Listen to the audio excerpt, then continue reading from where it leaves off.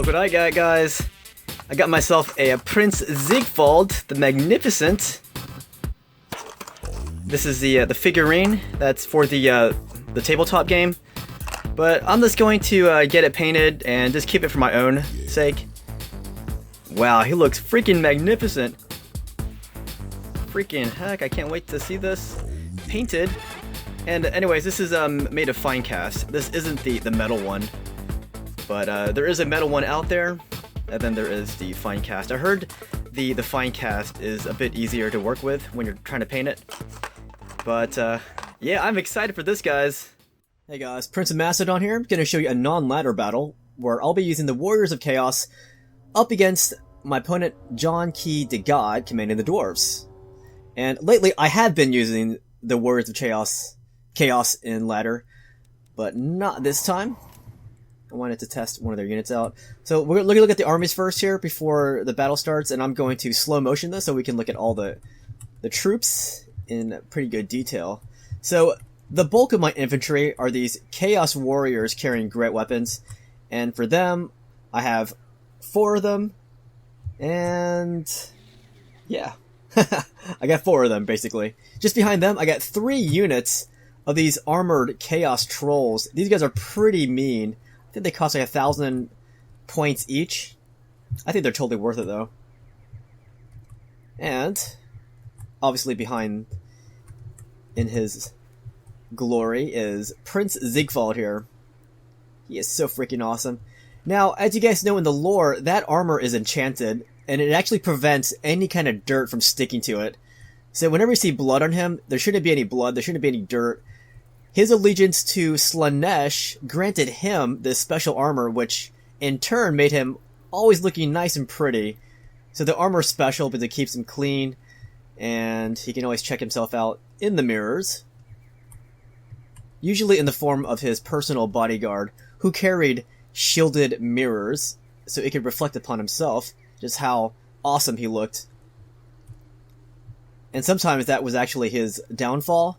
He'd be so busy checking himself out that he would be distracted. Way too distracted.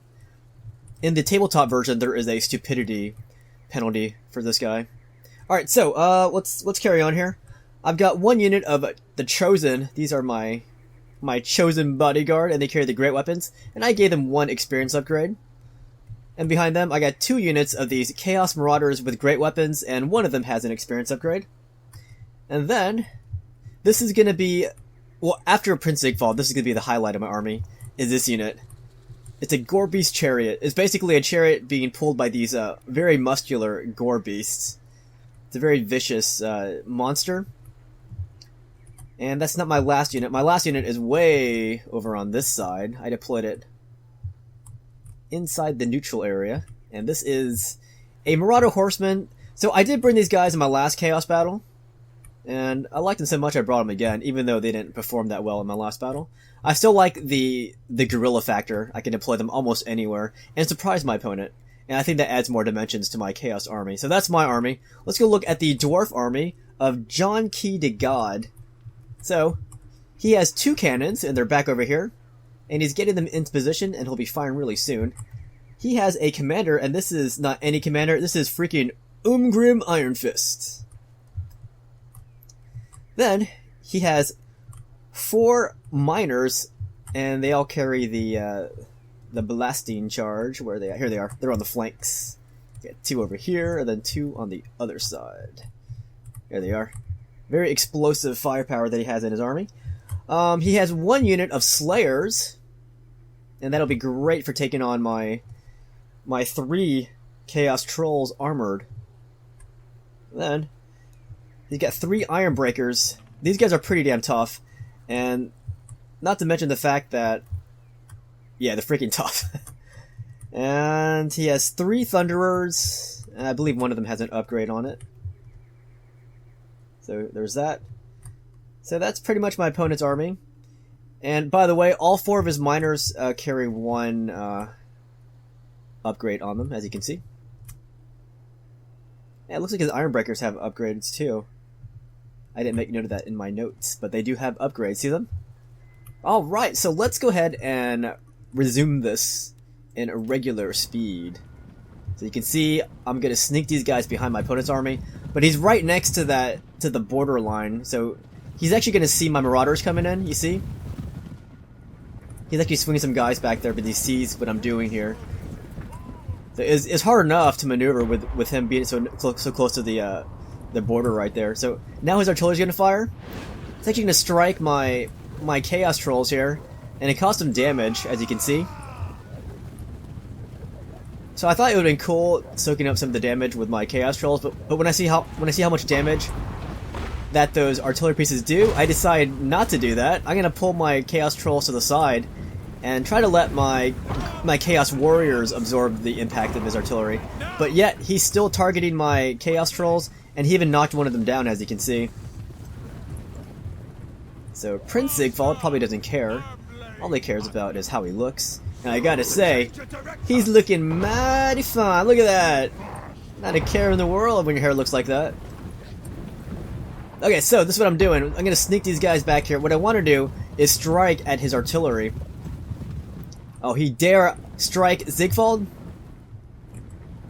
So yeah, he definitely sees me. He's gonna pull some thunderers back here and these miners with the blasting charges. And what I want to do is sneak these guys and take out some of his artillery. I'm gonna do some insert action on him. I think these guys deserve some close-up action here. So I'm swinging this way, but I'm going to cut sharply to the other side so I can strike into his artillery. Oh shoot, I did take some thunderer damage there. So they did toss some axes, some hatchets, and I'm gonna dive right into his artillery. Unfortunately, artillery crewmen are pretty strong, so he's gonna resist. Plus, he has some thunderers pouring fire at my guys, and he's got some of these miners coming in too with their little pickaxes. So he's going to fend off my attack here. But hey, the lessons learned. It's a pretty fast attack that I can launch if he lets me. Now I'm gonna send these Gorebeasts down this exposed line right here, and I'm gonna start wreaking havoc with it very soon. Meanwhile, these guys are up here moving in. Prince Sigvald's in the back, checking himself out again. So now I'm getting hit by his blasting charges from his miners, and also from his iron breakers, who also carry some charges too. But look back here, these are my freaking Gorebeast chariots, and they're gonna rip right through his back line. He has a lot of soft units back here, like his thunderers. Actually, they're pretty armored, I think. But he has thunderers, artillery, and he's got some miners too. But what I want to do is keep it moving. Here, I stopped moving, but I want to keep it moving, knock the backs of his guys, and just cause a lot of damage. So my guys got a little stuck there. They're gonna take some fire from his miners. I'm gonna get some of my chaos trolls armored into his iron breakers. I know I can't rely upon them by themselves, so I'm gonna send in some support. And I also have here freaking Sigvald. Magnificent. Watch out for those satchel charges. Magnificent one. He's gonna go in here. He doesn't care about this explosion happening, because he is an explosion upon life. Look at that. He's just ripping right through all these guys. But yeah, if you see all that dirt on him, that shouldn't happen, because in the lore, that armor is enchanted. It even says that in the 8th edition codex, that his armor is enchanted. It also says that he has some regeneration abilities with that armor. That would be a nice feature in the game, don't you think? So here are my Gorebeasts. They're still alive, and they're causing a lot of damage.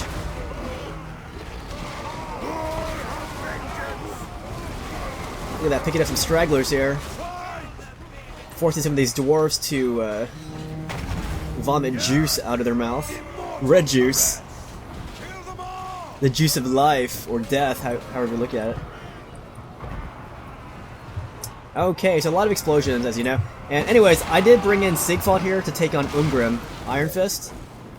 So Sigvald's right here. He's like, hey, bring it on, little one. Ankle biter. Stunted one. Whack. So he brought in some support to help him out, but my guy's wailing on Ungrim right now. Although the damage is going to be pretty even at the moment, as you can see. And I got some Chaos Trolls roaming in. Sorry, those aren't Chaos Trolls, those are my Gorebeasts, sorry. Those are my Gorebeasts, they want some of this action too. Since Ungrim has some Oh yeah, there are some Chaos Trolls. But yeah, since Umgrim has some support, I think Sigvald should get some support too. That's Sigvald. Acting awesome. But yeah, pretty much ruptured his front lines of Iron Breakers.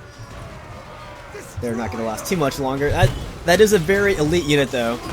So taking care of them was a huge relief. Now he still has some of these Thunderers on the outside, so they can shoot inward into my big mass of Chaos troops. My Gorebeasts are starting to waver though, as you can see. They've sustained a lot of heavy damage. And look at Umgrim, he's getting some of that magnificent action here. He's getting Sigvalded, and he's got his butt kicked literally by freaking Chaos Troll. Vomit! So anyhow, I did peel off some units to go after his Thunderers. These are units that weren't doing anything. Like my Chaos Marauders, these guys right here. More Chaos Marauders. Just want to stop them from firing at Prince Sigvald. So back to the duel between our legendary lords. Look at my Chaos Troll, he's trying to get in there. He's like, no! Stop putting your dirt on my lord's precious face. Yeah, that auric armor isn't doing its duty here as keeping him clean. I think that should be something that they should implement. Like take away the graphics for the blood and gore on Sigvald so that you can't see all the dirt. Anyways, Sigvald just slayed Umgrim, and that happened to be the end of the battle as well. So I was pretty happy with this fight because I got to use my Gorebeast chariots, which I thought were pretty awesome, and we'll see their damage here. They only killed, what, 54 units? But I think they were more of a psychological weapon. The fact that they were just back there roaming free and just striking out this guy's backline, it kept him on his toes, basically. As opposed to me just sending all my guys in from the front, I think having that Gorebeast chariot in the back was very beneficial to my tactical cause. And I guess that's it, really. Hope you guys enjoyed this battle. Hope you guys enjoyed this Gorebeast chariot. And I do use this unit quite a bit, though, in my latter battles. Alright, so. I wonder if I should show you the live commentary as well. What do you think? The live footage. Perhaps?